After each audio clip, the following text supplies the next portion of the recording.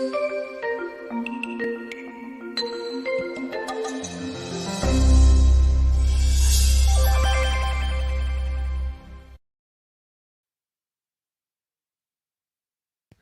I just wanted to welcome you all to another Mental Health Matters.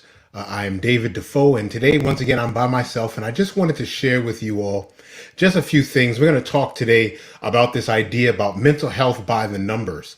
Many people don't know, but mental illness affects an individual on multiple levels and in a variety of different ways.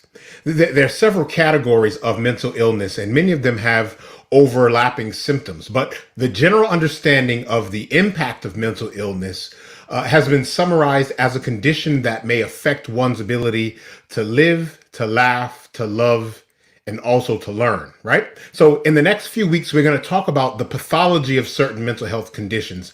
But today, I just wanted to share with you all some of the realities of the numbers of individuals who are actually struggling. And I want to deal with this. I want to deal with the idea and the stigma that many people who have or care for or know individuals with mood disorders or anxiety disorders or substance use disorders and others, that they may think that this is something that's affecting them and that there may be the only ones, or the challenge they're facing is not shared by others. But the reality is completely different. So, what do some of the numbers tell us about mental illness? One of the numbers, or one of the statistics that we know in the field that are very alarming to us, and I think that this goes a long way into helping people understand that they're not alone, is that 1 in 5 adults, or 20% of the population, the adult population in the United States, struggles with some mental illness or some mental health condition. 1 in 25 adults suffer with a serious, debilitating, or disabling mental illness.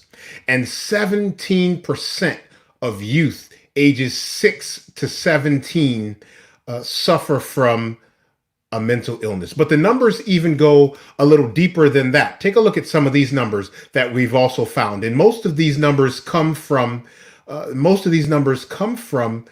the National Alliance on Mental Illness, and you can find many of these statistics if you go to www.nami.org.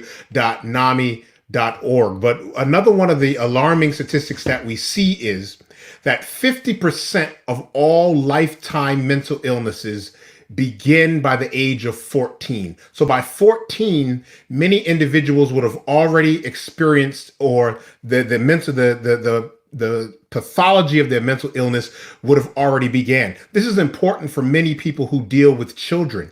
If you have a child, just knowing that 50% of all mental illness begins by the time a child enters the later teenage years. By 14, this is something that our teachers have to pay attention to, that our caretakers have to pay attention to.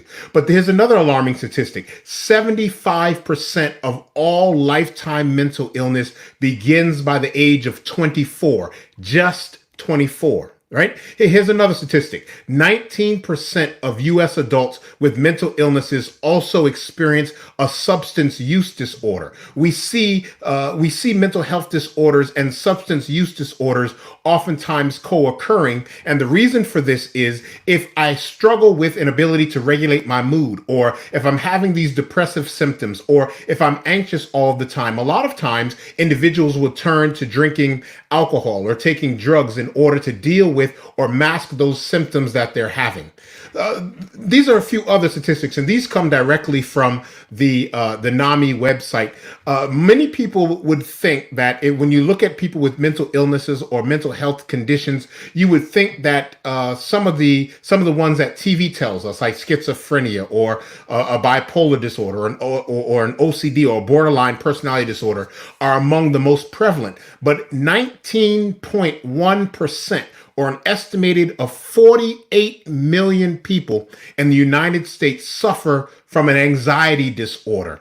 All right. The second most common occurring disorder is a major depressive disorder, or a major depressive episode affecting 7.2% of the population, or 17.7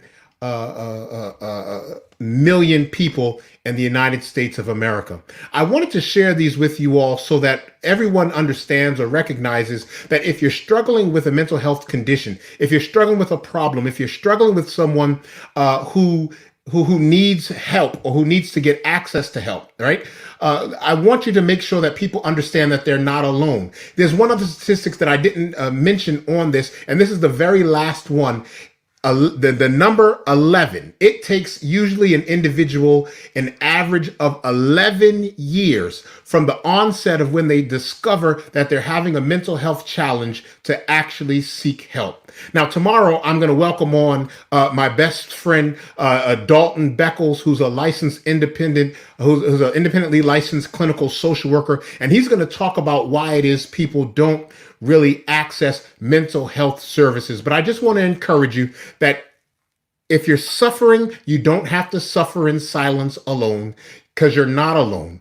If you need help, make sure that you seek the help that you need. I want to put up just a few resources that you can access if you're struggling, if you need to find someone to talk to. And then by all means, join us tomorrow as we talk about some of the reasons that people don't seek help for their mental health conditions. Have a wonderful day.